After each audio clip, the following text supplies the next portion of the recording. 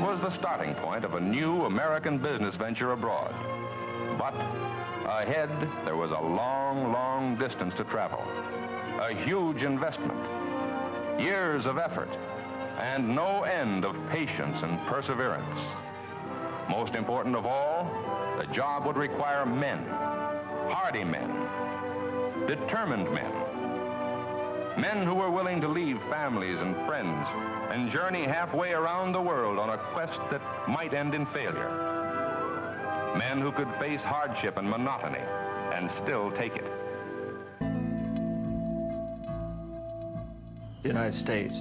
Die USA begannen Ende des Zweiten Weltkriegs ein globales Imperium aufzubauen.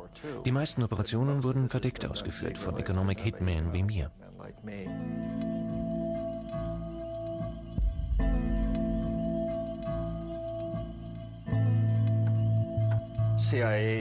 CIA-Agenten bezeichnen sich nicht als Spitzel oder Spione, meist nicht einmal als CIA-Agenten. Sie geben sich offizielle Titel wie Handelsattaché oder politischer Attaché der US-Botschaft und so weiter. Bei uns ist es ähnlich. Wir fallen unter den allgemeinen Begriff Economic Hitman, aber wir schreiben ihn nicht auf unsere Visitenkarte.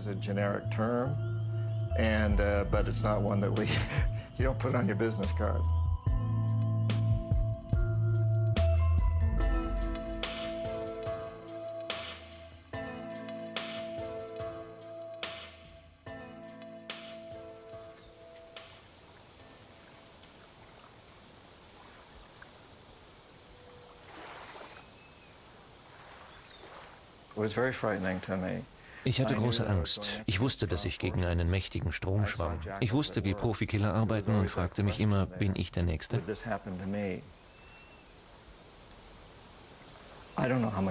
weiß, wie lange ich noch zu leben habe. Vielleicht 20 Tage, vielleicht 20 Jahre. Ich musste die Geschichte aufdecken.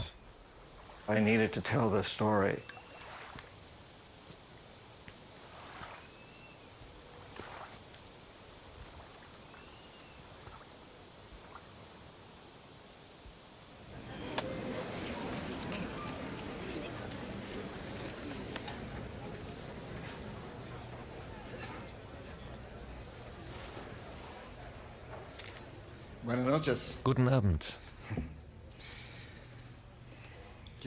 Interessant, dass so viele Leute mit einem Economic Hitman plaudern möchten.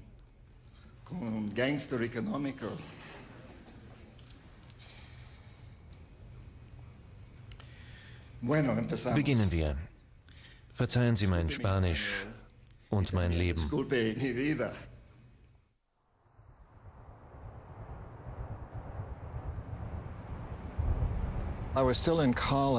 Ich ging noch an die Uni, da rekrutierte mich die National Security Agency, der größte und wohl abgründigste Geheimdienst der USA. Ich wurde Aufnahmeprüfungen wie Persönlichkeits- und Lügendetektortests unterzogen und als guter potenzieller Economic Hitman erachtet. Man fand eine Reihe von Schwächen in meinem Charakter. Summa summarum die 3 großen Schwächen unserer Kultur: Geld, Macht und Sex. Wenn man einen Einstiegsposten bei der NSA bekommt, erfährt man zunächst nichts über sein Arbeitsgebiet. Erst nach einer einjährigen Ausbildung entscheidet man mit dem Dienstgeber, welche Aufgaben man übernimmt.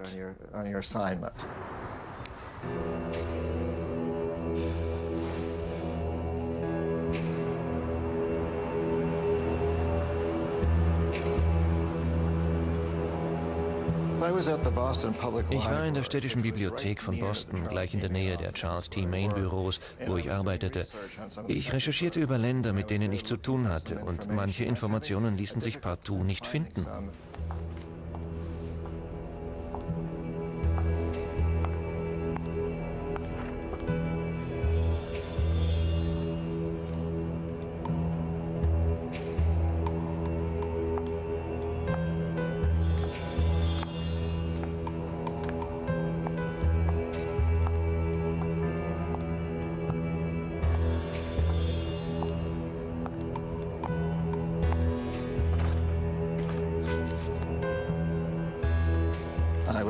Ich wurde von dieser umwerfenden Frau namens Claudine aufgesucht. Sie kannte meine Schwächen und sie kam näher und legte ein Buch vor mich hin. Die aufgeschlagenen Seiten enthielten genau die Informationen, die ich suchte. Und ihre Visitenkarte. Darauf stand Beraterin von Charles T. Main, meiner Firma.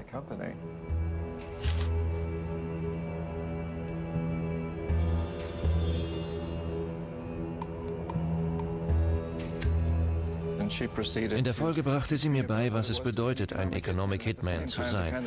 Und sie verführte mich dazu, die Rolle anzunehmen.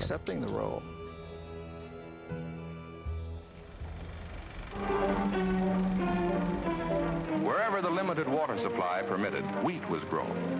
And the Arab, essentially good-humored in spite of his hard life, would make a little dance and a little song as he threshed the grain. And for townspeople and Bedouin alike, life was an endless struggle.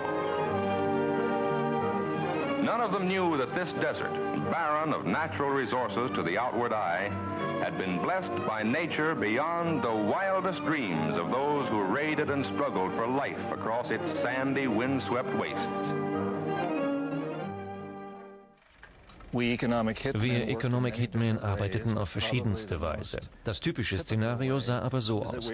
Wir suchten ein dritte Weltland, dessen Ressourcen für unsere Konzerne interessant waren, also zum Beispiel Erdöl. Dann brachten wir es dazu, einen immens hohen Kredit von Organisationen wie der Weltbank aufzunehmen. Ein Großteil des Geldes floss direkt an US-amerikanische Bauunternehmen oder andere Firmen wie Bechtel oder Halliburton. Diese realisierten riesige Infrastrukturprojekte im Dritte Weltland und errichteten beispielsweise Kraftwerke, Industrieanlagen und Häfen. Infrastructure projects in this third world country, like power plants, industrial parks, ports. Wenn Charles T. Main einen Vertrag mit der US-Regierung laufen hatte, war es meine Aufgabe, den Leistungs- und Kreditrahmen maximal aufzublähen. Das war die politische Linie. Among the more important undertakings for the benefit of the Saudi Arabs, wholly unconnected with oil operations, is the full-scale agricultural experiment project that is underway at Al-Kharj. This irrigation canal, which the oil company helped the Saudi Arab government to build, is bringing water to an area of nearly 3,000 acres now under intensive cultivation. Daraufhin steckte das ganze Land in tiefsten Schulden, die es unmöglich begleichen konnte. Irgendwann kamen wir Economic Hitmen wieder vorbei und sagten, schaut, ihr könnt euren Kredit nicht zurückzahlen, also tut uns einen Gefallen. Schlagt euch bei der nächsten kritischen UN-Abstimmung auf unsere Seite, sendet Truppen, die unsere Männer im Irak oder sonst wo unterstützen, oder noch besser, macht uns ein extra billiges Preisangebot für euer Öl, eure Arbeitskraft oder etwas anderes, das wir haben wollen. Es ist ein verdammt kluger Plan. Wir ziehen Fäden, die kaum zurückverfolgt werden können. Die Privatunternehmen werden von der Regierung bezahlt, aber die zugrunde liegenden Verträge lassen zunächst nichts Böses vermuten. Charles T. Main zum Beispiel wird angeheuert, um Länder wirtschaftlich kalt zu machen. Offiziell erstellt die Firma technische oder wirtschaftliche Machbarkeitsstudien. Da ist kein direkter Zusammenhang nachweisbar.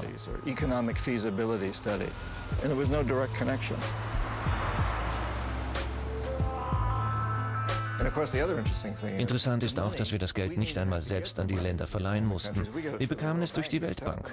Wir hatten eine Organisation geschaffen, die Geld zur Verfügung stellte, wann wir es brauchten.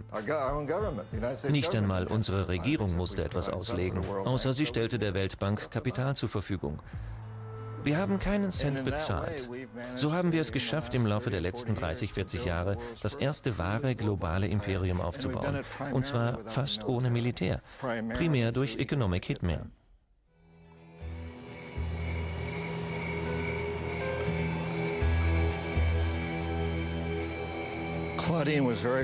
Claudine war sehr ehrlich zu mir. Sie sagte, weißt du, das ist ein schmutziges Geschäft. Wenn ich ein Banker wäre und jemandem einen Kredit anbieten würde, wohl wissend, dass diese Person ihn niemals zurückzahlen kann und in der Absicht, später etwas von ihr zu erpressen, so wäre das in den USA ein Verbrechen. Das wäre illegal.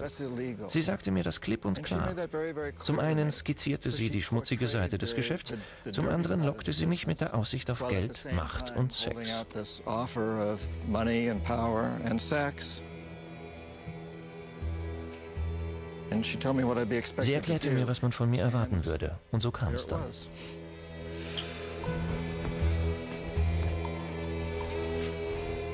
Sie sagte, ich solle nicht daran denken, nur die erste Aufgabe anzunehmen, wenn ich nicht sicher dabei bliebe.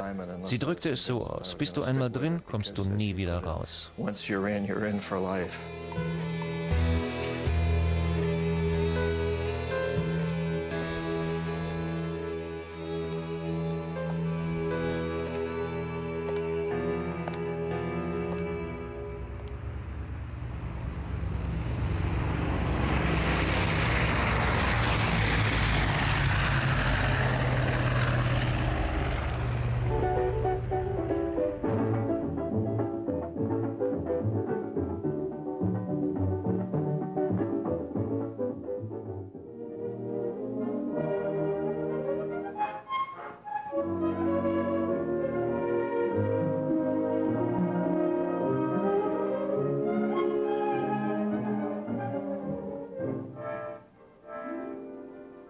Por favor, señor, ¿dónde está mi equipage?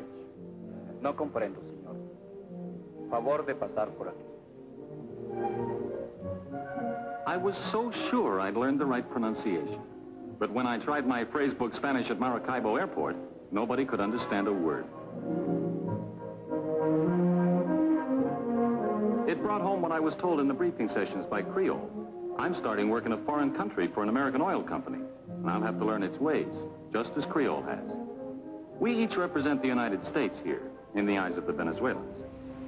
Würde man, so wie die ersten Economic Hitmen, direkt für die CIA, die NSA oder eine andere Regierungsorganisation arbeiten und bei der Arbeit erwischt werden, so wäre die Regierung dran. Die Leute würden mit dem Finger auf sie zeigen und sagen, das ist US-Politik.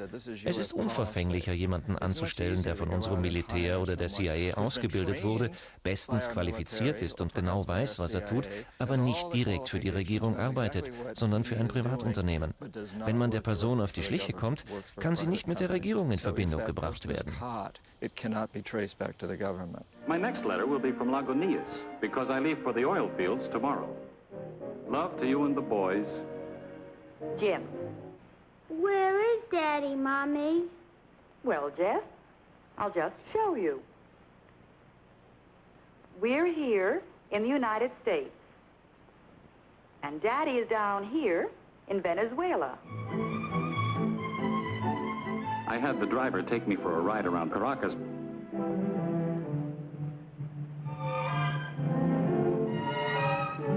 He showed me the new sections in the east, where just 10 years ago there were sugarcane and coffee plantations.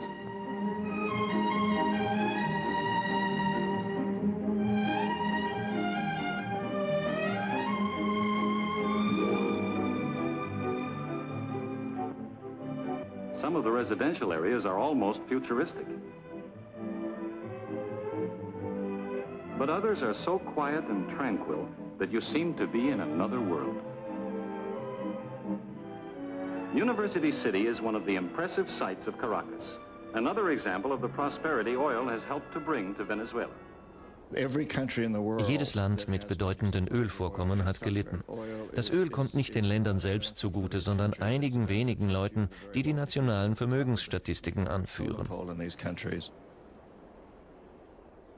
Die Theorie mit den Entwicklungsfonds sieht so aus, dass man von der Weltbank Geld ausborgt und in ein nettes Strukturprogramm investiert. Das fördert das Wirtschaftswachstum und bringt wiederum Kapital, sodass der Kredit schnell abgezahlt ist und die Investition Gewinne abwirft.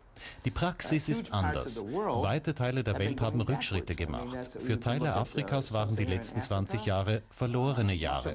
Das gilt auch für die meisten Länder Lateinamerikas. Dort sind 50-60% der Bevölkerung so arm wie eh und je, oft ärmer. The Caraqueños are especially proud of their low-rent housing projects. Huge apartment buildings, in clusters on the hillsides. We have nothing like them at home. Mit hoher Wahrscheinlichkeit findet man in jeder dieser Städte Wolkenkratzer und mehr Mercedes als hierzulande. Geht man aber in die ärmeren Viertel, so sieht man, dass ungleich viele Menschen in unsagbarer Not leben.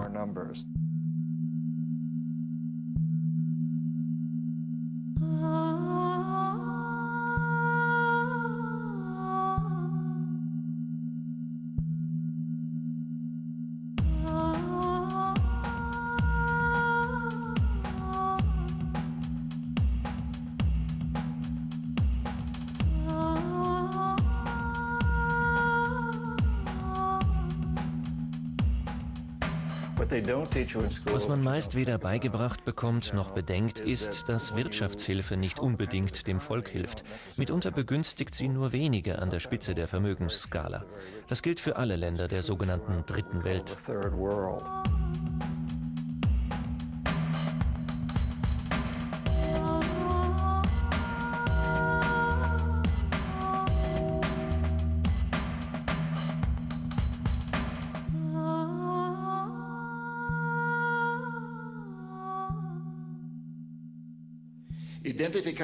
Wir suchen uns ein Land, dessen Ressourcen bei unseren Konzernen gefragt sind.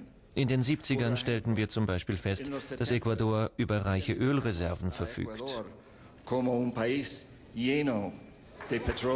le pregunto al arrepentido si a un gángster, a un sicario de la CIA, tiene conciencia y por lo tanto tiene credibilidad como para convencer de su arrepentimiento.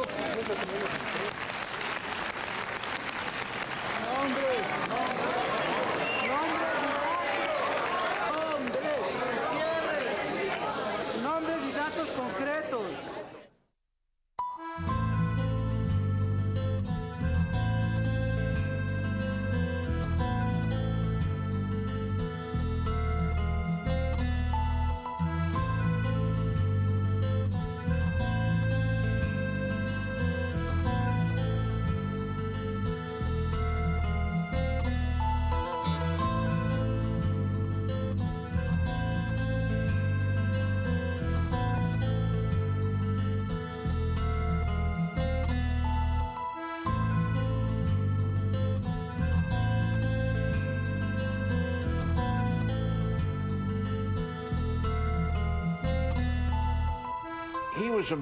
Er wollte, dass Ecuador seinen eigenen Weg geht, dass die Einheimischen nicht zusehen müssen, wie ihr Land von US-Ölfirmen kontrolliert und verschmutzt wird. Er war sehr aufgeklärt, nicht sonderlich radikal. Ein guter Mann. Wir mochten ihn. Wir fanden, dass er zu den besseren Präsidenten Lateinamerikas gehörte.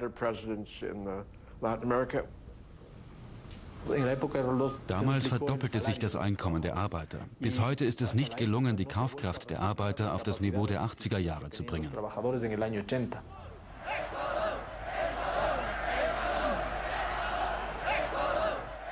Mein Vater wurde gefragt, wie er in die Geschichte eingehen wolle, ob als großer Präsident oder als brillanter Mann.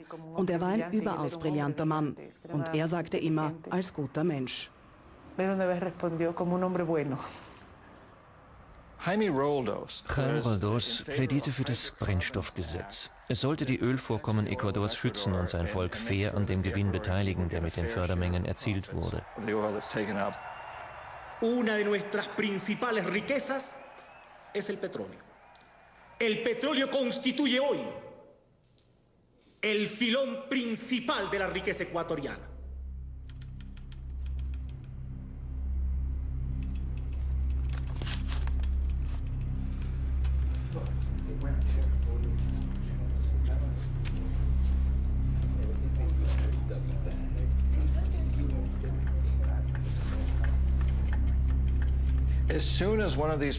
Sobald einer dieser Präsidenten gewählt ist, besucht ihn ein Economic Hitman.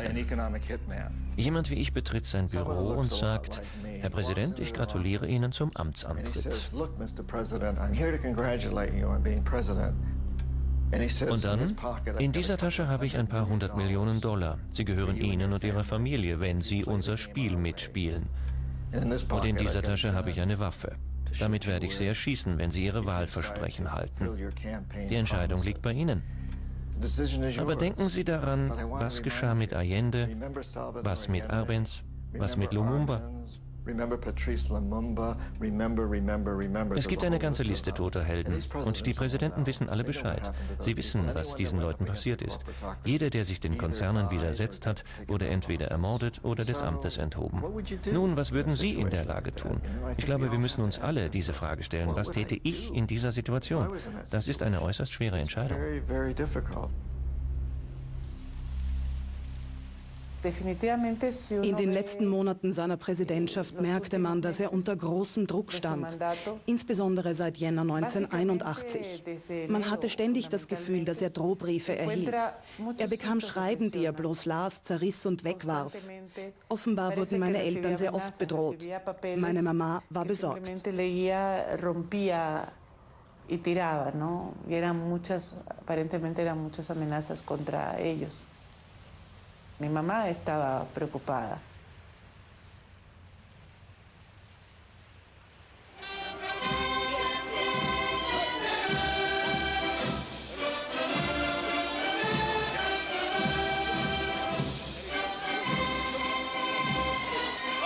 Seguiremos defendiendo, como hemos defendido, la no intervención y la libre determinación de los pueblos. Y saludamos con beneplácito los avances democráticos que hacen los pueblos del mundo. Procuramos una América Latina más unida, más fuerte y más solidaria.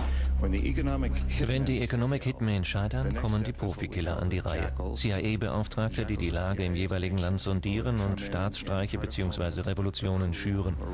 Gelingt das nicht, verüben sie Morde. Oder sie versuchen es. Probemos el amor a la patria, cumpliendo cada quien con nuestro deber. Nuestra gran pasión es y debe ser el Ecuador.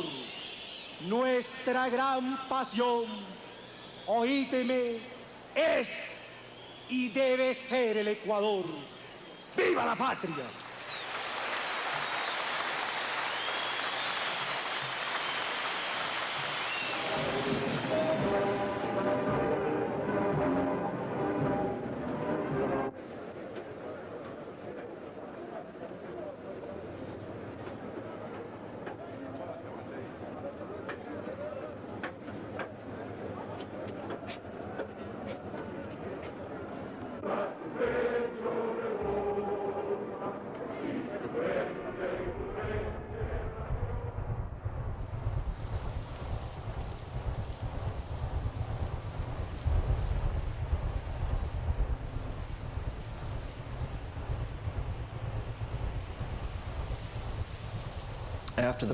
Nach dem Flugzeugabsturz wurde das gesamte Gebiet abgesperrt. Nicht einmal die ecuadorianische Polizei durfte es betreten. Die einzigen, die Zutritt hatten, waren US-Militärs und hochrangige ecuadorianische Polizeioffiziere.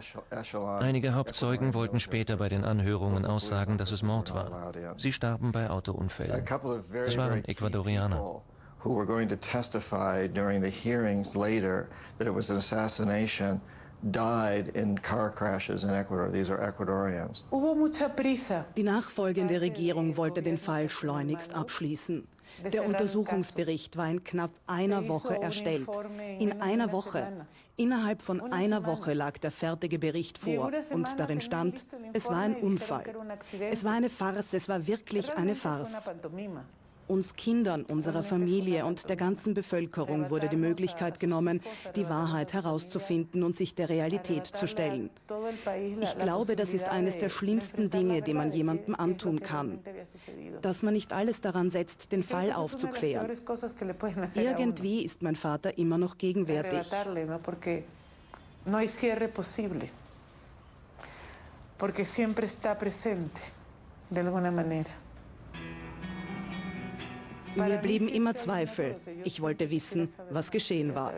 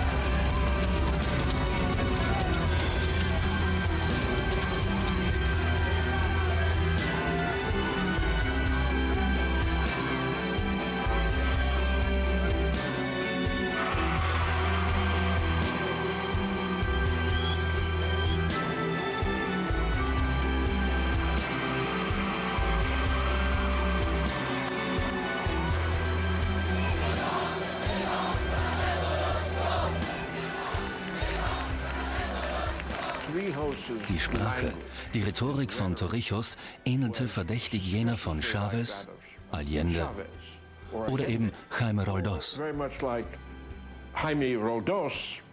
Und zwar insofern, als er ein Abkommen forderte, mit dem der Kanal an Panama zurückgegeben wurde und mit dem dafür gesorgt war, dass die Kanalzone als panamaisches Hoheitsgebiet respektiert wird. Er ließ die USA abblitzen, sagte, wir spielen nicht mehr mit. Der Kanal gehört dem panamaischen Volk. Er durchschneidet unser Land. Wir wollen ihn zurück und das ist unser Recht. Die Tatsache, dass er das aussprach, erfüllte die Panamaer mit Stolz. Es hob ihre Stimmung ungemein. Sie waren wie ausgewechselt.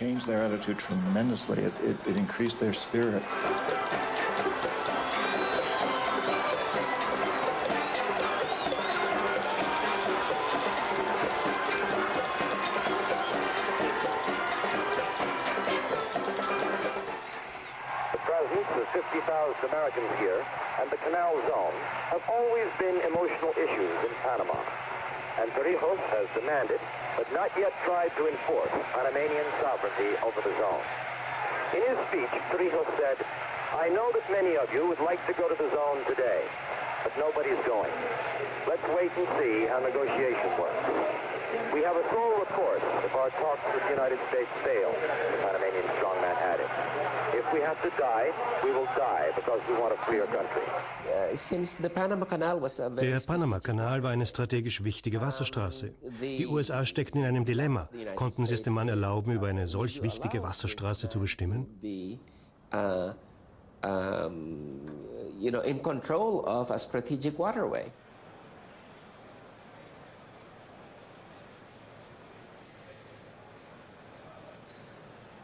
Torrijos is a friend and ally of Castro, and like him is pro-communist. He threatens sabotage and guerrilla attacks on our installations if we don't yield to his demands. Well, the Canal Zone is not a colonial possession. It is not a long-term lease. It is sovereign United States territory, every bit the same as Alaska and all the states that were carved from the Louisiana Purchase. We should end those negotiations and tell the general, we bought it, we paid for it, we built it, and we intend to keep it.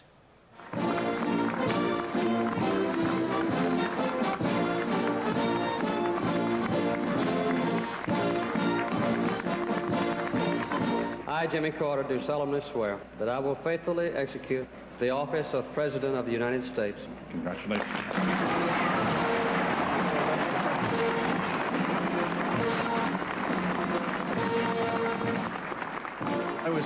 Ich wurde nach Panama geschickt, um Torrijos rumzukriegen und in unser System einzugliedern. Er widersetzte sich. Er sagte mir direkt, ich weiß, wenn ich euer Spiel spiele, werde ich sehr reich, aber das interessiert mich nicht. Ich will meinen armen Leuten helfen. But that's not what interests me. I want to help my poor people.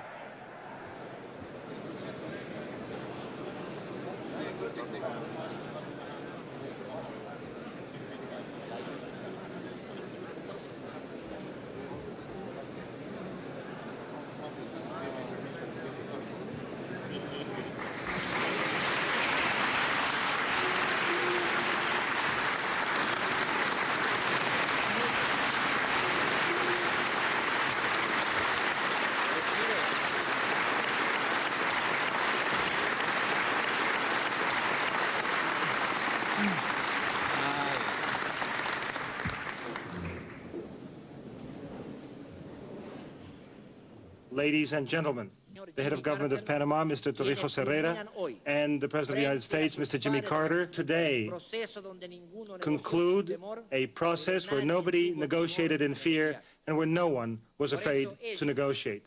We are here to participate in the signing of treaties which will assure a peaceful and prosperous and secure future for an international waterway of great importance to us all. But the treaties do more than that. They mark the commitment of the United States to the belief that fairness and not force should lie at the heart of our dealings with the nations of the world. The people of the United States, technologically advanced, opened up Panama and managed to communicate and link together two oceans in what is now a trip of only 8 hours. Nonetheless, what happened to be a technological advance for mankind became a colonial conquest of our country as a result of historic deformations. What made Panamanians hopeful and what strengthened Panamanians' patience was the firm conviction that the American people are not a colonialist people. Die Sache belastete mich ungemein. Ich wusste, wenn ich ihn nicht korrupt machte, ich wollte Torrijos nicht zur Korruption verleiten, denn ich bewunderte seinen Mut, seine Ehrlichkeit und seine Entschlossenheit, den Armen zu helfen. Aber es war mein Job, ihn korrupt zu machen. Ich dachte, wenn ich es nicht tue, kommen die Profikiller und das wird viel schlimmer. Then the jackals would come in and something much worse would happen to him. My presence here, together with the leaders and statesmen of this hemisphere, represents the conclusion of many struggles on the part of many generations of Panamanian patriots.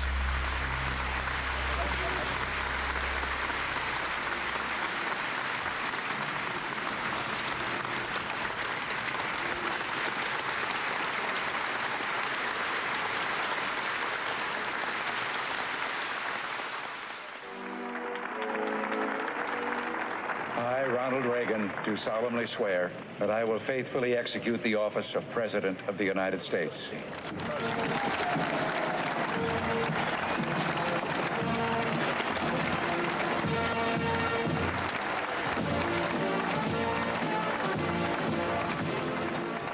Todo el clima. Die politische Landschaft in Lateinamerika änderte sich radikal. Carter war ein volksnaher Mensch, der für ein demokratisches Klima eintrat, nicht aber Ronald Reagan. Ronald Reagan no.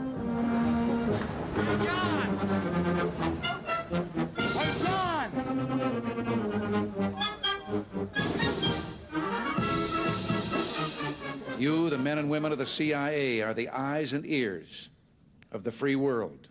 You are the tripwire across which the forces of repression and tyranny must stumble in their quest for global domination. Ich glaube, Torrijos war besorgt.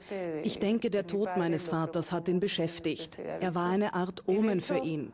Torrijos Familie hat erzählt, dass Omar ihnen Folgendes gesagt hat: Wenn Sie mich umbringen, lasst die Sache auf sich beruhen. Setzt nicht mehr aufs Spiel. Riskiert nicht euer Leben.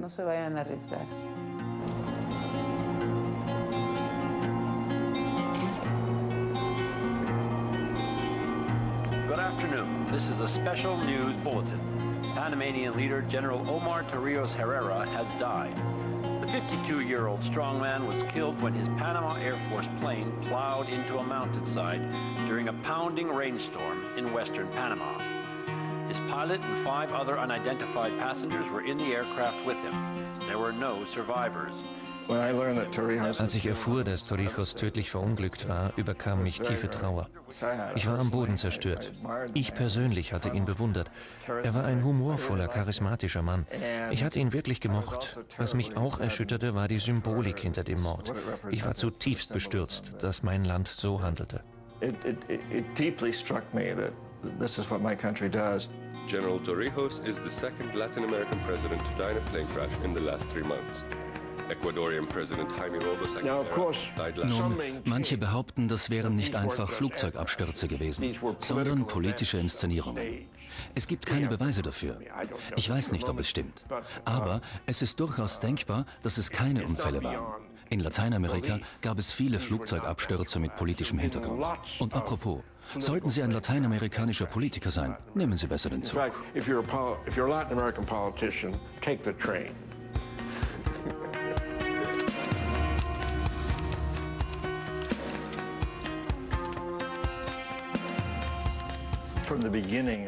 Seitdem ich meine Funktion als Economic Hitman angenommen hatte, plagte mich das Gewissen. Ich war innerlich zerrissen. Ich hatte von Beginn an ein schönes Leben gehabt, war immer erste Klasse gereist.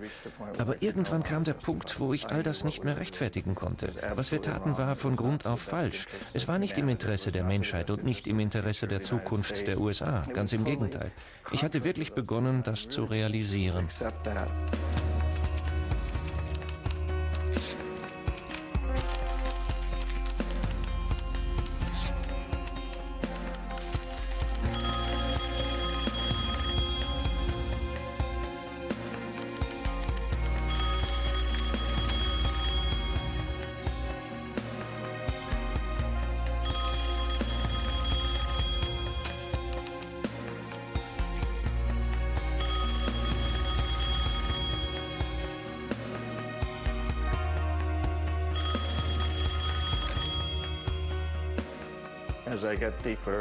Mein Gewissen wurde lauter. Aber sobald ich mit Leuten sprach und ein Wort darüber verlor, dass ich im Begriff war, unsere Taten aufzudecken, da wurde ich bestochen und ernsthaft bedroht. Ich verstand, dass ich die Enthüllung teuer bezahlen müsste. Gleichzeitig wurde mir eine $500.000 angeboten, dafür, dass ich das Buch nicht schrieb.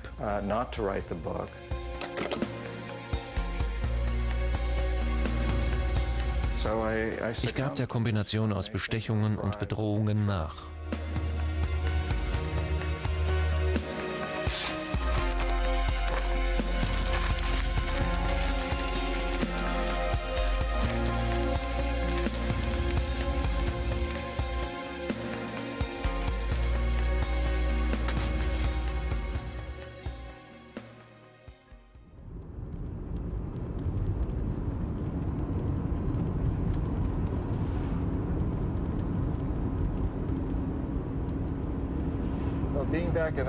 Jetzt, wo ich wieder in Ecuador bin, habe ich gemischte Gefühle.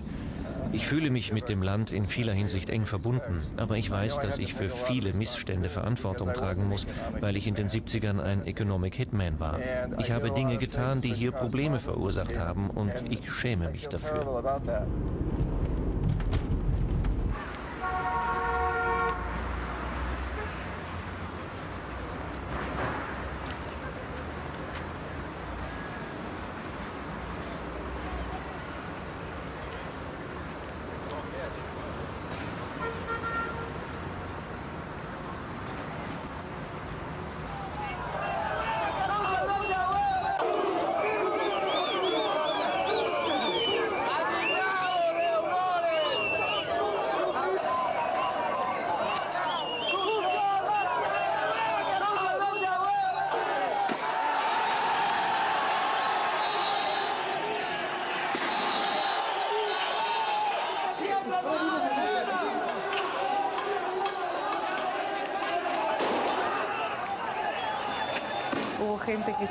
Gewisse Leute nutzten den Tod meiner Eltern für ihre eigenen politischen Ambitionen. Sie kehrten die Leichen unter den Teppich, um das Volk in Schach zu halten. Tatsächlich haben die letzten Jahre dazu geführt, dass das Land nicht mehr regierbar ist. Die Ermordung von Roldos war ein wirkungsvoller Denkzettel für jeden künftigen Präsidenten Ecuadors. Wenn danach ein Economic Hitman ins Land kam und sagte, hier habe ich einige Millionen $, für Sie und Ihre Familie oder eine Patrone,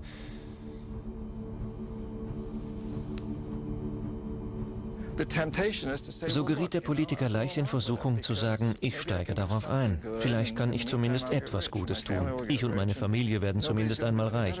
Es wird sowieso niemand besser machen.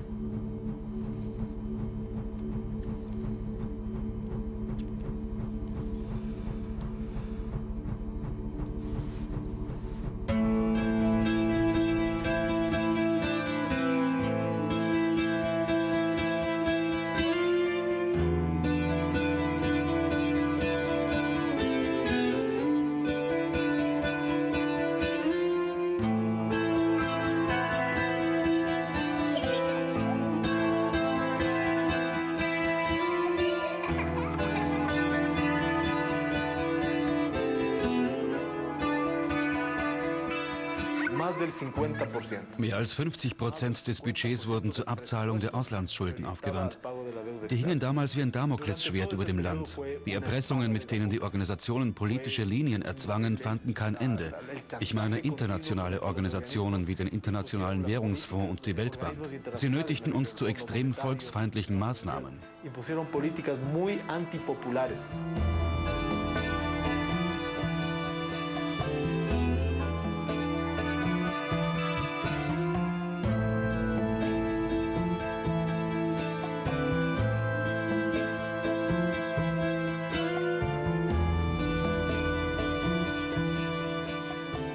Die Dollarumstellung war ein Überfall. Das Land wurde förmlich ausgeraubt. Gran robo nacional.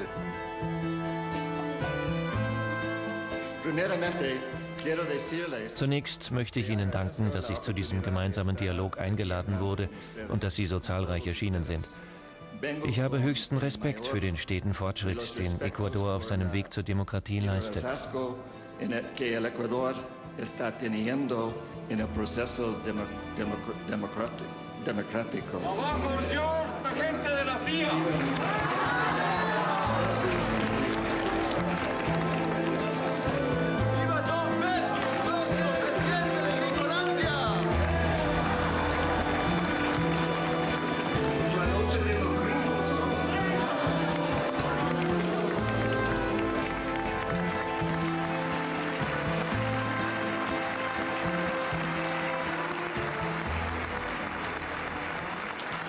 Compañeros, les pido silencio. Seit dem Zweiten Weltkrieg haben die Economic Hitmen ein globales Imperium aufgebaut. There's a big, wide, wonderful world of new forms, newly proportioned for you forms. Oh, beautiful, wonderful, beautiful, wonderful, beautiful, wonderful new world of forms.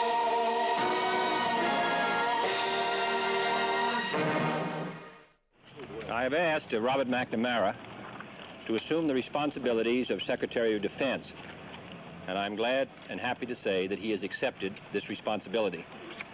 Mr. McNamara leaves the presidency of the Ford Company at great personal sacrifice. What do you believe that will cost you? More than I like to say. There will be profits foregone of approximately $3 million during the next 3 to 4 years. Robert McNamara war eine Schlüsselfigur in diesem Prozess. In gewisser Weise verkörpert er die Herrschaft der Konzerne, die Korporatokratie. Deren 3 Säulen sind die Vorstände der Großkonzerne, die Vorstände der Großbanken und die Vorsitzenden der Regierung. McNamara repräsentierte das insofern, als er zuerst Vorstand der Ford Motor Company war, sprich eines großen Privatkonzerns, und dann Verteidigungsminister unter Kennedy und Johnson. This is Pleiku, 250 miles north of Saigon, the air base that was ripped by Vietnamese communist guerrillas. 108 men were wounded in the guerrilla attack, 79 of them seriously.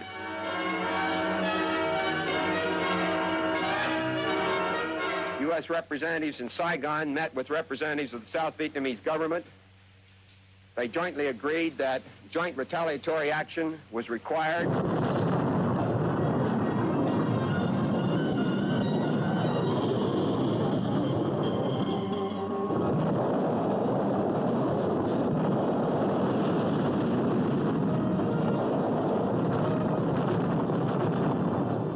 The Viet Cong, the communists,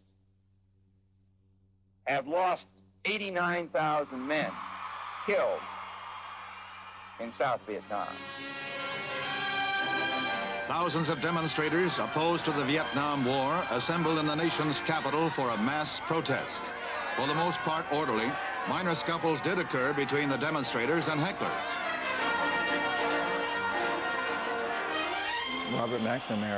McNamara war jener Verteidigungsminister, der den Großteil des Vietnamkriegs managte. Er erkannte die Zwecklosigkeit einer Expansion mit militärischen Mitteln. Expand empire through the military.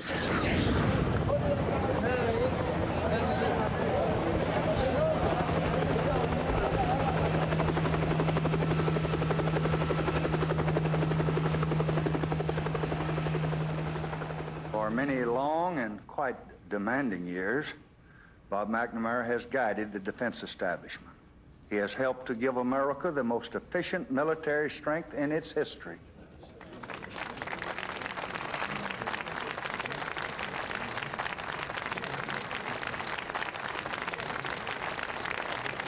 In this intensely loyal, brilliant, and good man, America is giving to the world, and if I may be personal, I am giving the world the very best that we have to win the most important war of all. Er machte die Weltbank zu dem, was sie heute ist. Als er Präsident der Bank wurde, verlieh sie jährlich $900 Millionen. Als er sie 1981 verließ, waren es $12,5 Milliarden. McNamara war eigentlich derjenige, der die Armutsbekämpfung zur Mission der Bank erklärte. Er kam mit missionarischen Ansagen wie: Wir müssen unserer Brüder Hüter sein, den Armen helfen. Das motivierte die Leute in der Bank. Die dachten, das ist großartig, jetzt haben wir eine richtige Berufung. So, als würde man Wolfowitz glauben, dass er für eine demokratischere Welt eintritt.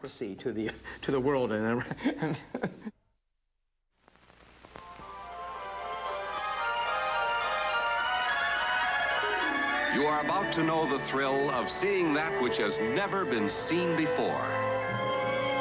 You are about to enter a beautiful, exciting, wonderful new world. For the first time in history, you'll see not one,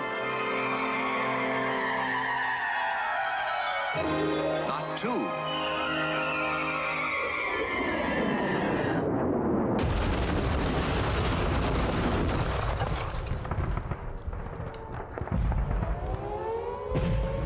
We come to Iraq with respect for its citizens, for their great civilization, and for the religious faiths they practice. We will deliver the food and medicine you need. Do not destroy oil wells, a source of wealth that belongs to the Iraqi people. The government of Iraq and the future of your country will soon belong to you.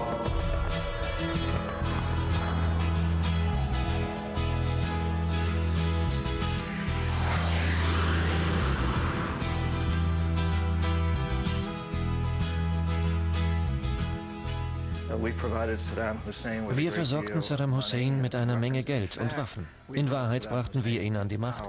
Wir liehen ihm viele Milliarden Dollar. Wir bauten ihm chemische Fabriken, wohl wissend, dass diese der Herstellung von chemischen Waffen dienten, die später gegen die Kurden und Iraner eingesetzt wurden. Wir unterstützten den Mann und dann schickten wir die Economic Hitmen ins Land und versuchten, ihn für jenen Deal zu gewinnen, den zuvor die Saudis akzeptiert hatten. The economic hitman went in and tried to convince him to accept a deal similar to what the Saudis had accepted. Eines der Anzeichen dafür, dass die Beziehung nicht mehr funktionierte, war folgendes. Bechtel versuchte Saddam Hussein für den Bau einer Pipeline zu gewinnen, die irakisches Öl bis zum Hafen von Aqaba in Jordanien fördern sollte. Bechtel wollte diese Pipeline bauen und Saddam sagte Nein. Und die Tatsache, dass er diesen Riesendeal platzen ließ, war eines der Signale dafür, dass der Mann nicht mehr nach unserer Pfeife tanzen würde. Hätte er den Deal akzeptiert, wäre er immer noch Präsident. Hat er aber nicht. Ich weiß nicht warum. War er nur stur oder doch verrückt? Ich weiß es nicht. Jedenfalls sagte er Nein. Also schickten wir die Profikiller aus.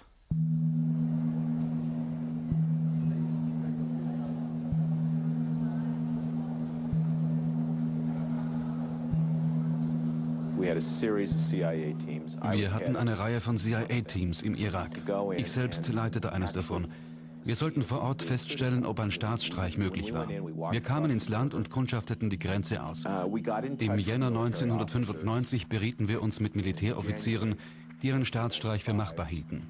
Ich schickte einen Plan ans Weiße Haus. Er bestand darin, dass man eine kurdische Panzerkompanie losschickte, Saddams Residenz in der Kleinstadt Archat umzingelte und seine Abdankung erzwang, ihn ansperrte oder tötete. Das funktionierte nicht. Saddam zu ermorden war sehr riskant. Er hatte zu viele Doppelgänger. Nicht einmal seine Bodyguards wussten, wen sie bewachten.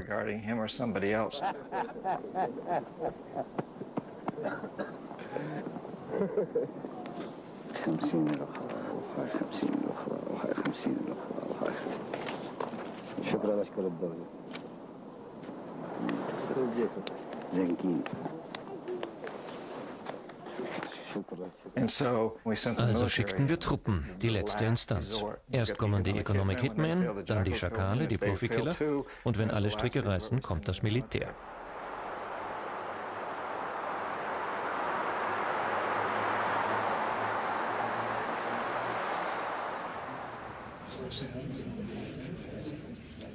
Mr. Chairman and members of the committee, the great men and women who wear the uniform of the United States have already accomplished amazing things in Iraq, but their work is not done. We owe it to these noble Americans, to their Iraqi and coalition partners, and indeed to ourselves and to the world, to finish the work that they have so nobly advanced? Wolfowitz. Paul Wolfowitz ist derjenige, der die meiste Zeit seines Erwachsenenlebens darüber gegrübelt hat, wie man Saddam Hussein stürzen könnte.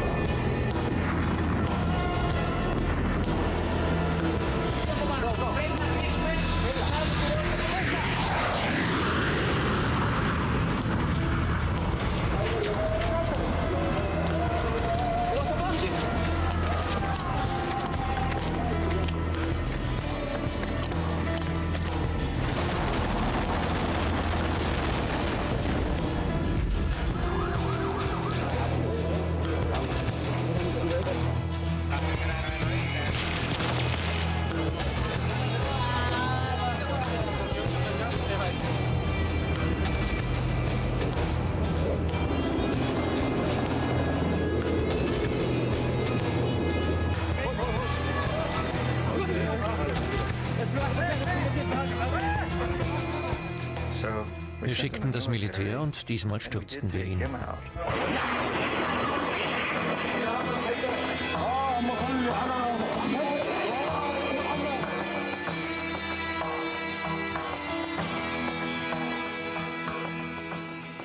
Los recursos del Ecuador se usan. Die Ressourcen Ecuadors müssen im Sinne der Ecuadorianer genutzt werden.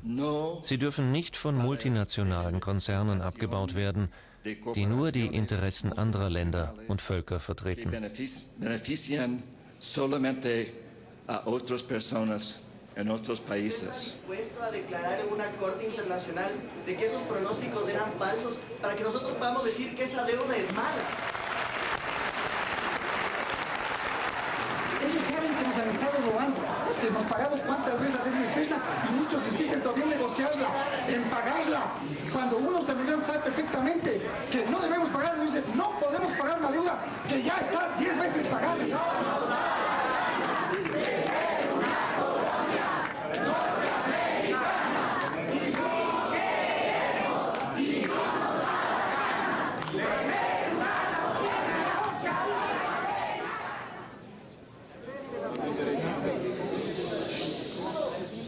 Sin embargo, el país tiene una deuda grande.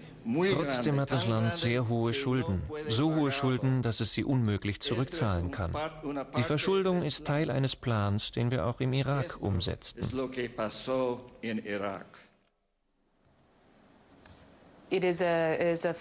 Man darf nicht glauben, dass es keinen Post-Invasionsplan für den Irak gab.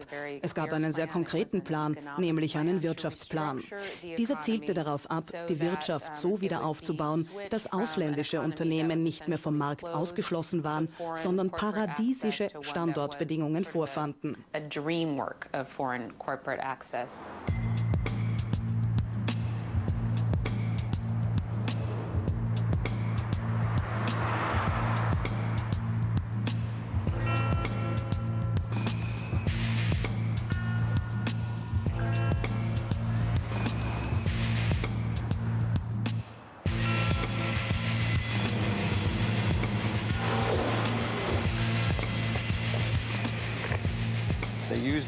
Die setzten US-Frachtflugzeuge ein, um insgesamt 144 Palettenladungen von $100-Scheinen in den Irak einzufliegen.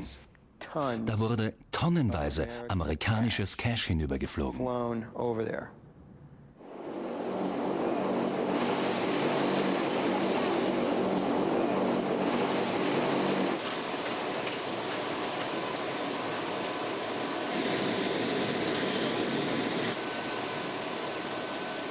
Wie der Name schon sagt, sollte der Entwicklungsfonds für den Irak der Entwicklung des Irak dienen.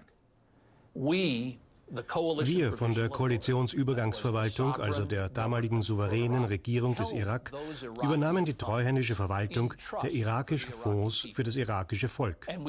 Wir vergaben sie für Projekte, die dem Wiederaufbau des Landes dienten und somit dem irakischen Volk halfen. Soweit die Intention, der Idealfall. Tatsächlich brach das System in vieler Hinsicht zusammen. Was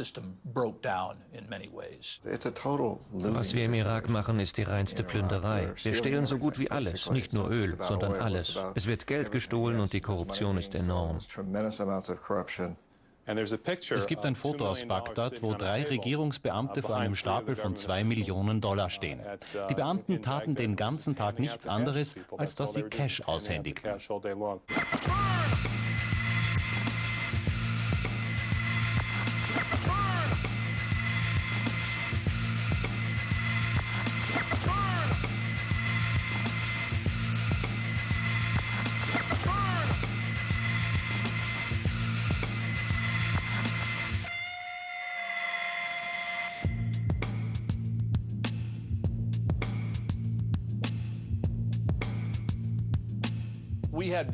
Wir hatten druckfrische $100-Noten verpackt in Plastikfolie.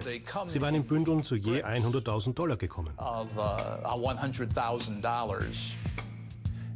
Sie nahmen je 1000 $100-Scheine, wickelten sie in Zellophan und passten sie einander zu, so als handelte es sich um einen Football. Sie schossen das Geld hin und her. Nun ja, ich spielte auch damit. Ein Päckchen hatte etwa die Größe eines amerikanischen Footballs, also machten wir uns einen Spaß im Büro.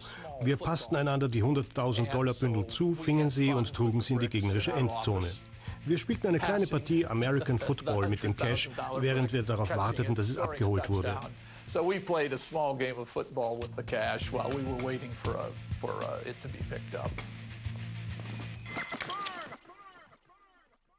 شردوهم ضيقوا الدنيا عليهم واقهروهم الله أكبر الله أكبر الله أكبر الله أكبر الله أكبر الله أكبر والعزة لله الله أكبر.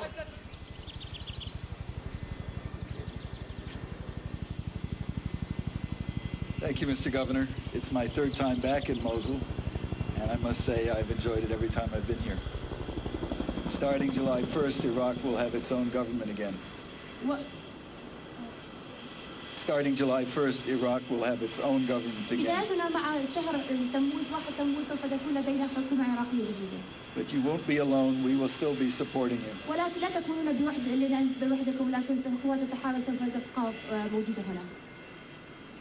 We have spilled blood with you and for you. And your success will be our success.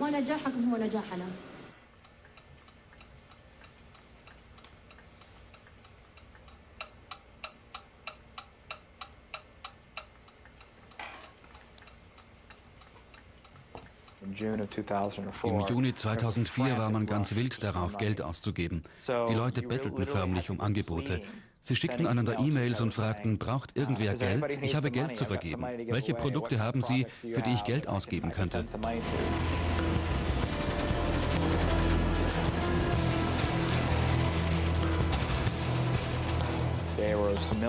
Man schickte 3 Militärhubschrauber nach Arbil, um dort Geld abzuliefern. Auf dem Rückweg nach Bagdad fiel der Crew ein, dass sie keine Empfangsbestätigung hatte. Sie konnte nicht mehr nachweisen, wie viel abgeliefert worden war. Man hatte vergessen, sich den Empfang von $1,4 Milliarden bestätigen zu lassen.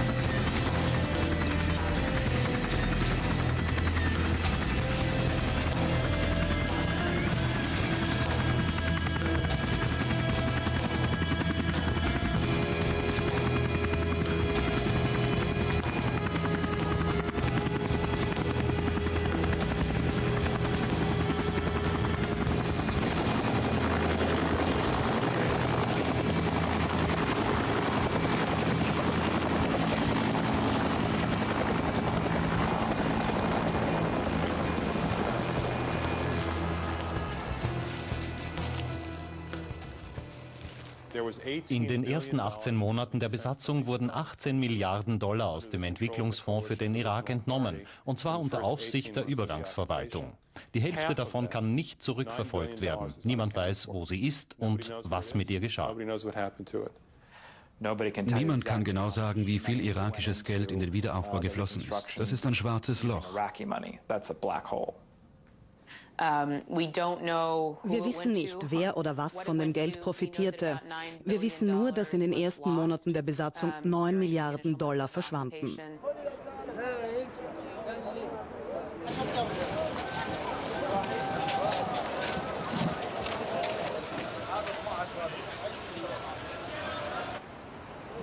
Im Prinzip taten sie genau das, was die USA durch die Weltbank umzusetzen versuchen. Sie restrukturierten die Wirtschaft so, dass die Interessen der multinationalen Konzerne bedient wurden.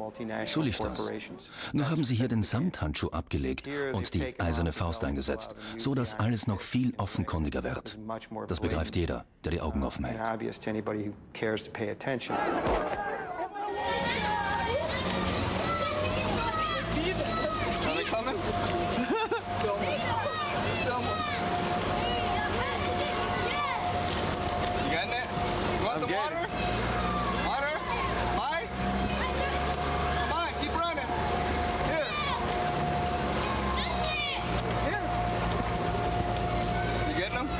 I'm sorry. Come on, we're almost there. That's fucked up. Here. Can you see him? I can see him, sorry. Come on, hurry up, you want it? This thing's gonna run like 2 miles. This kid's running forever.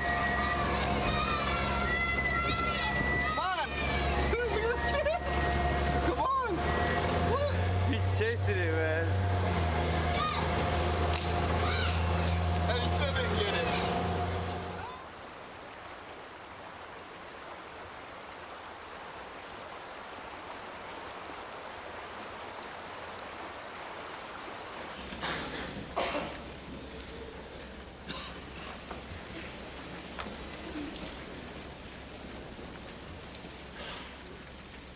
I appreciate the world leaders taking my phone calls as I explain to them why I think Paul will be a strong president of the World Bank.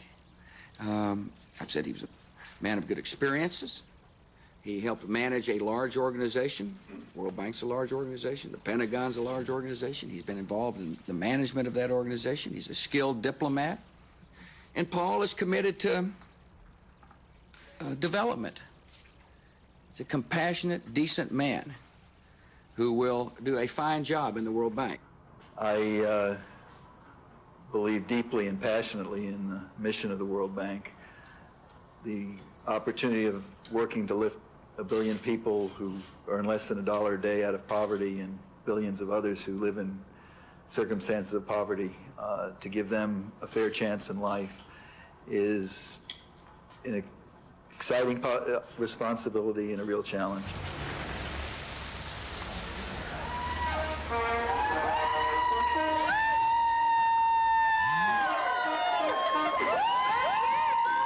We'd like a few words with our winner tonight.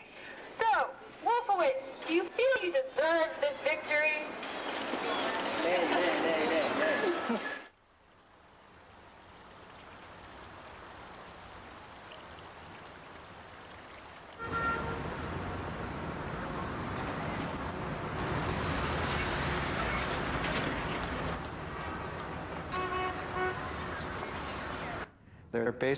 Im Grunde sind das Economic Hitmen. Die haben 20 Milliarden Dollar irakischen Geldes auf unfassbar verschwenderische und völlig untransparente Weise ausgegeben.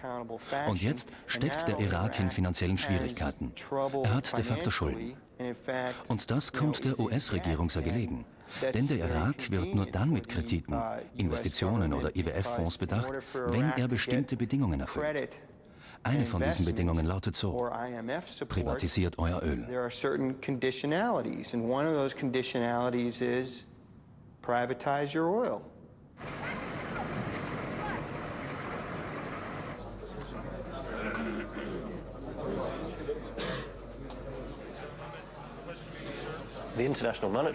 Ende 2005 schloss der IWF mit der irakischen Regierung ein Abkommen über die teilweise Streichung ihrer Auslandsschulden.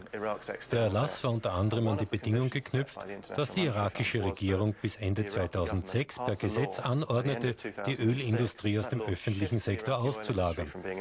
Nach fast 35 Jahren staatlicher Kontrolle wurde sie primär von Multis bestimmt.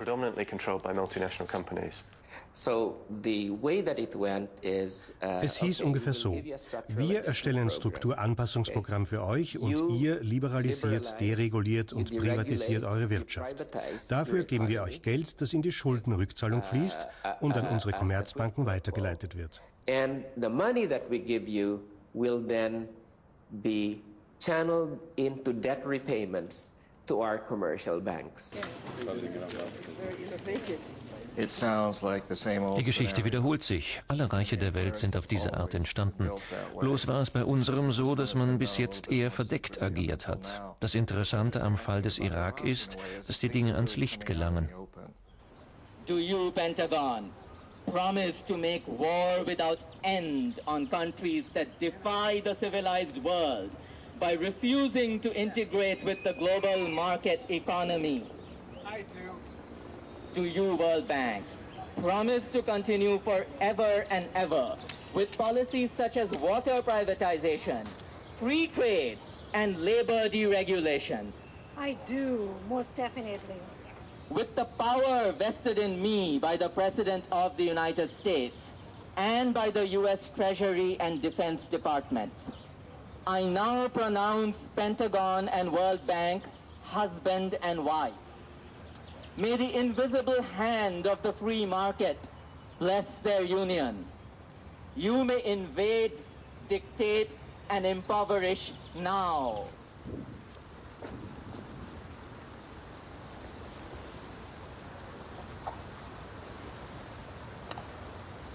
One thing that has impressed me a lot as I've traveled around the world is not only that the poorest countries of the world need and value the relationship with us, but even the very successful developing countries still find a benefit from working with the World Bank.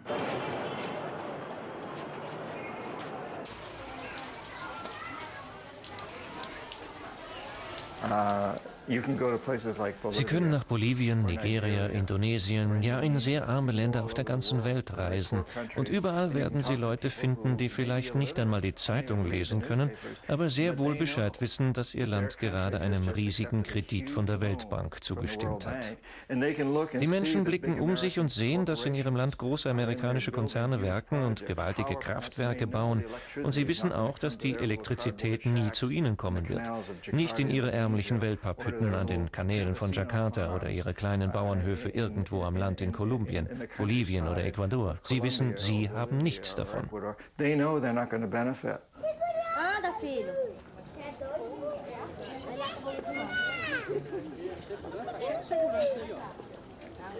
Certain things are really very simple and very clear. It's very clear and simple that the purpose of this is poverty reduction. It's very clear and simple the purpose of this is to increase our ability to provide usable resources, not to cut back on lending. And in fact, I'd note in the past year our lending has reached record levels, but it needs to go up further and we're going to need more money from donors. He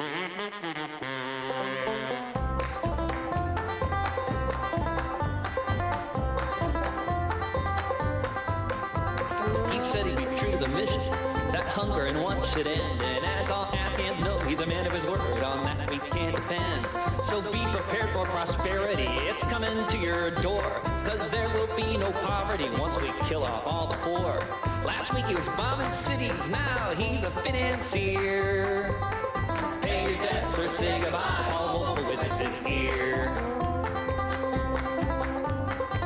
He'll lead us to freedom, and we will be so glad, just like those shoppers in that market in downtown Baghdad. Last week he was bombing cities, now he's a financier. Pay your debts or say goodbye, all over with his ear.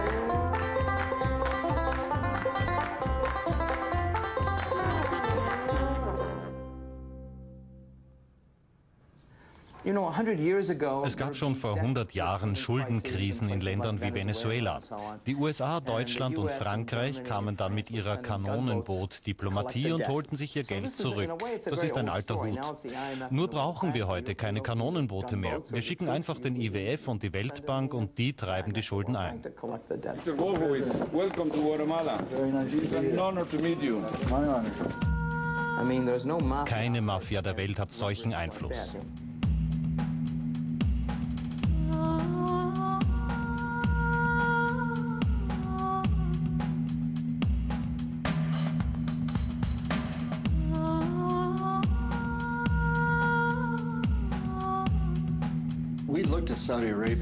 Wir feierten Saudi-Arabien als den größten Erfolg, den wir als Economic Hitman erzielt hatten.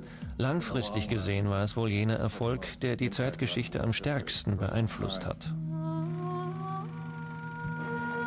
The king sees the oil development as the greatest single means to modernize his country and improve the living standards of his people. The Navy has said that Saudi Arabian oil is one of its most important strategic sources of supply.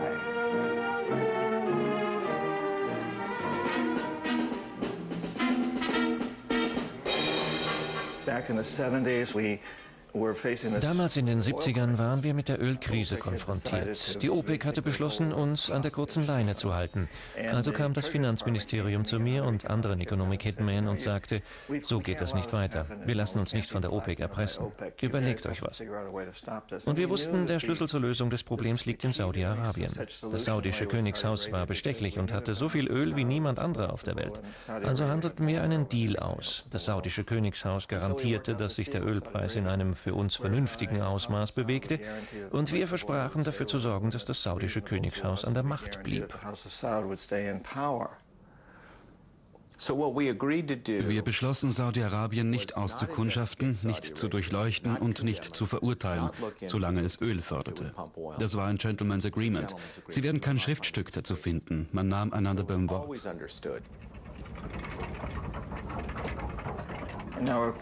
Im Fall von Saudi-Arabien kam es langfristig zu einem Blowback. Die CIA spricht von einem Blowback, wenn einem eine Politik vermeintlich zum Vorteil dient, letztendlich aber in den Rücken fällt. 15 der Selbstmordattentäter vom 11. September waren Saudis, stimmt's? Wie viele Saudis wurden für die Anschläge verurteilt oder eingesperrt? Kein einziger.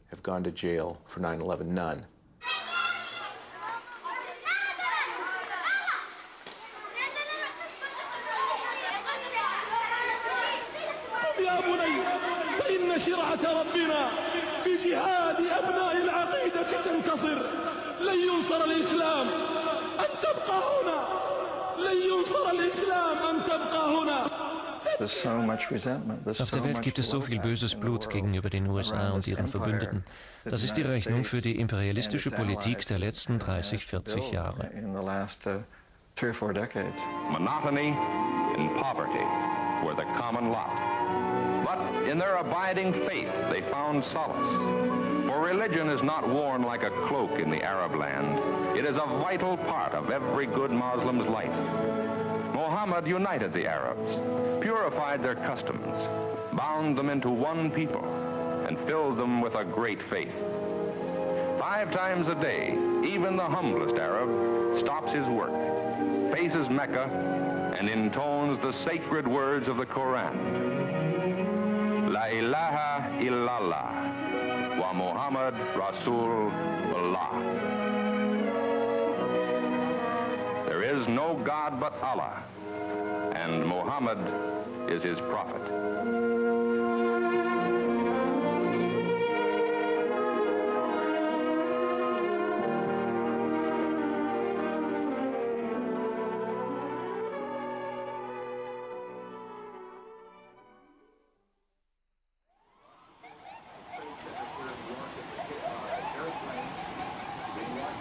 Oh my God! Oh my God! Oh my God! Oh my God! Oh my God! I told you! Oh my God! All these people! Oh my God! Oh my God! Oh my God! Americans are asking, why do they hate us? Der Wendepunkt, an dem ich beschloss, das Buch tatsächlich zu schreiben, war der 11. September. Kurz nach dem 11. September flog ich nach New York zum Ground Zero, wo das World Trade Center gewesen war. Und als ich dort stand, in diese grässliche Grube sah, da glühte noch das Metall und man konnte immer noch riechen, wie Menschenfleisch verbrannte. Diese Erfahrung stimmte mich sehr betroffen. Als ich am Ground Zero stand und in diese schreckliche Grube sah, da wurde mir klar, dass ich für die Hintergründe dieser Vorgänge Verantwortung übernehmen musste. Osama bin Laden mag ein Massenmörder sein, der zur Rechenschaft gezogen werden sollte. Aber weite Teile der Welt betrachten ihn als Helden. An jenem Tag, als ich in die schreckliche Grube blickte, fasste ich den Entschluss, mit der Geschichte an die Öffentlichkeit zu gehen. Ich hatte das Bedürfnis aufzudecken, was wir in den 50 Jahren ab Ende des Zweiten Weltkriegs getan hatten. Mir wurde bewusst, dass die Amerikaner nicht verstehen, warum jemand tun konnte, was Osama bin Laden getan hatte. Die Amerikaner müssen den Grund in aller Deutlichkeit erfahren und nachvollziehen. Someone had done what Osama bin Laden had done, and that we need to understand that. It needs to be very clear to us.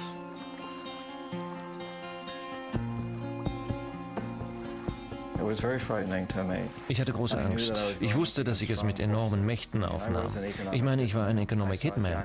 Ich hatte gesehen, wie die Profikiller, die Schakale, arbeiteten, und das beunruhigte mich zutiefst. Ich fürchtete um meine Gesundheit, meine Existenz und um die meiner Familie. Ich weiß nicht, wie lange ich noch zu leben habe.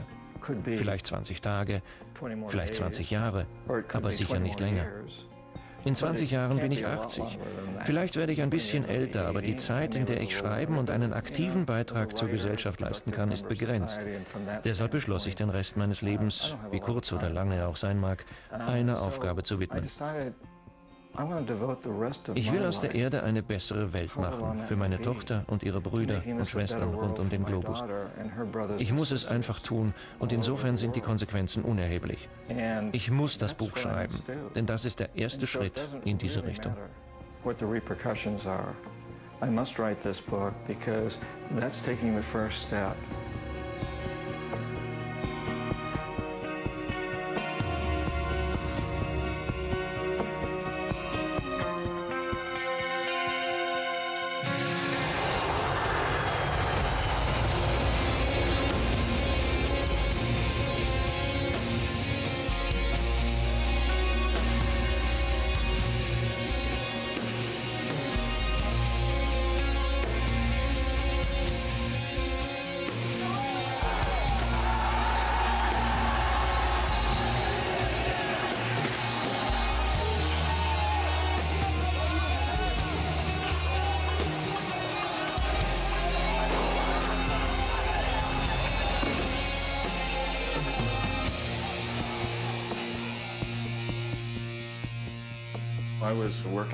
Als Economic Hitman hatte ich mit Omar Torrijos in Panama zu tun und zur gleichen Zeit auch mit ihrem Vater. Er war sehr nationalistisch, ein Populist, und er ließ die USA abblitzen. Er sagte, wir werden nicht mehr nach eurem Schema handeln. Ich denke, das hat Washington ziemlich schockiert.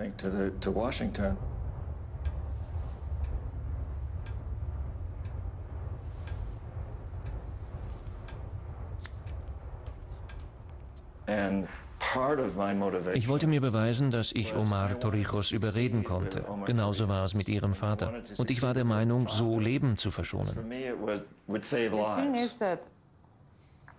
Die Sache ist die, als unsere Eltern starben, brach für uns die Welt zusammen. Ich war 17. An das, was nachher geschah, erinnere ich mich nur noch vage. Jahre später begann ich über die Zeit zu lesen. Ich musste das tun, um mir die Dinge in Erinnerung zu rufen. Das Jahr, in dem meine Eltern starben, war fast aus meinem Gedächtnis gelöscht.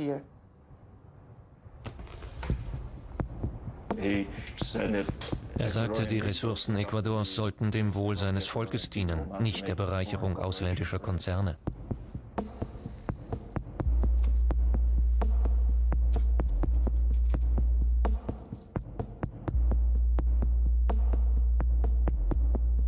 Wir schickten die Schakale, um ihn zu töten.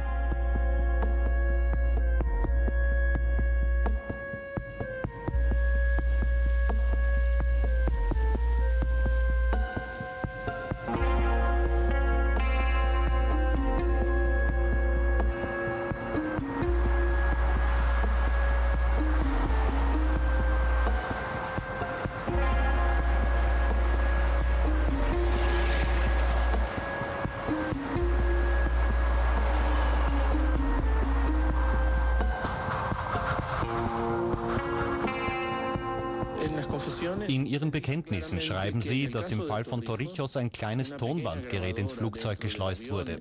Das Gerät enthielt eine Bombe und als diese explodierte, stürzte das Flugzeug ab und riss Torrijos in den Tod. Ja, das ist meine Sicht der Dinge. Ich glaube auch, dass es bei Roldos ähnlich war. John Perkins, Bekenntnisse eines Economic Hitman, heute um 19 Uhr im Teatro Prometeo hier im Kulturhaus. Sagt John, kennst du das Prometeo? Ich war nie dort. Es ist rund wie ein römisches Theater. Du wirst vom Publikum umgeben sein, das heißt, es wird dich von allen Seiten sehen. Das hat eine symbolische Komponente, weil du so nichts verstecken kannst. Diesmal unterziehst du dich einer anderen Form von Lügendetektortest.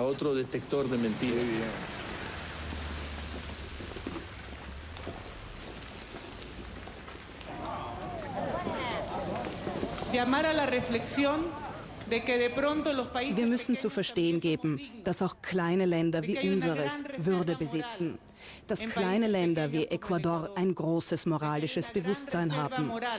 Dieses starke moralische Bewusstsein steckt in jedem Einzelnen von uns und in Präsidenten wie Roldos. Mir fällt es immer noch schwer, über den Tod meiner Eltern zu sprechen. Aber hier und jetzt stehe ich als Tochter von Jaime und Marta vor Ihnen. Como la hija de Jaime y Marta.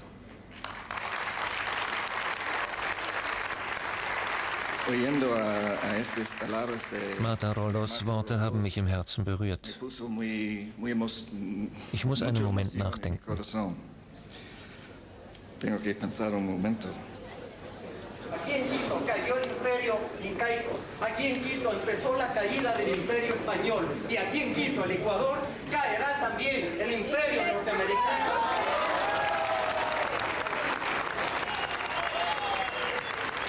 Dice, pero es que es elemental, ¿cómo entendemos? No se necesita tanta filosofía, tantas ideologías para entender de que todos los recursos que están en el territorio ecuatoriano tienen que ser para los 13 millones de ecuatorianos. Yo no entiendo otra cosa. Yo no entiendo. Y que no tiene, dice el señor Perkins, que no tiene que ser para las transnacionales, que ellos viven allá corrompiéndose. Por lo tanto, en esta asamblea que viene, compatriotas, a diferencia de la del 98 en la que se privatizó todo, todos los recursos naturales, la minería, el petróleo, el pueblo, le dejaremos solo y le tocará rendir cuentas a la historia.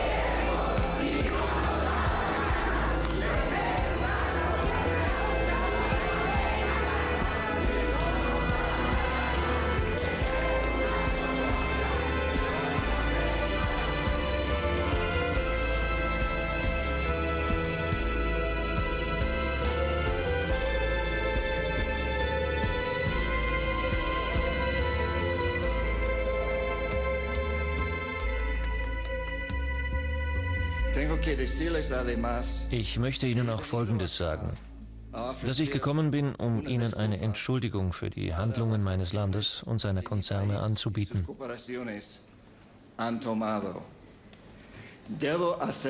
Ich übernehme die persönliche Verantwortung für einige dieser Handlungen. Ich will mich für alles Unrecht entschuldigen. Por todo esto quiero disculparme.